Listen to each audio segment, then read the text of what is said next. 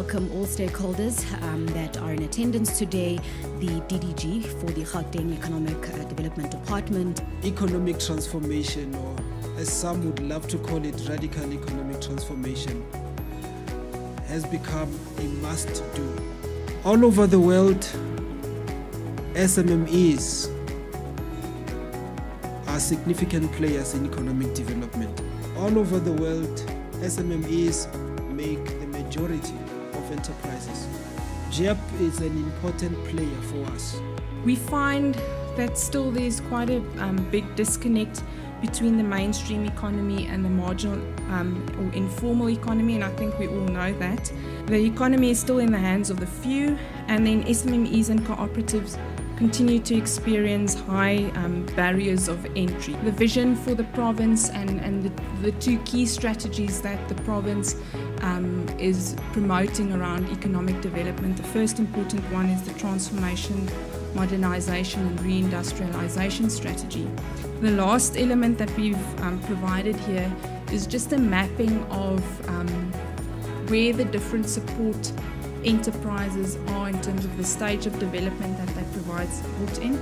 I'd like to start with the roles and responsibilities of private sector. I think it's an important place to start at, because that will give us and build us up to the focus areas that we want to get into. It is not just the role of government to develop small enterprises and promote entrepreneurship, but it is also the responsibility of the private sector. Most of the companies that are supporting the SMME sector do want to see businesses grow and succeed. At Google, for example, we see it through the digital opportunity, and that includes innovation. So we have a range of programs and tools and products that we build for SMMEs. There is a need for the private sector and the public sector to cooperate in relation to these issues, because if there is no cooperation, nothing will work well. The private sector has a crucial role to play in our country. If one can refer to the 2015 official report, which indicated that you've got some JSE listed companies that are sitting on 1 trillion rands in cash reserves.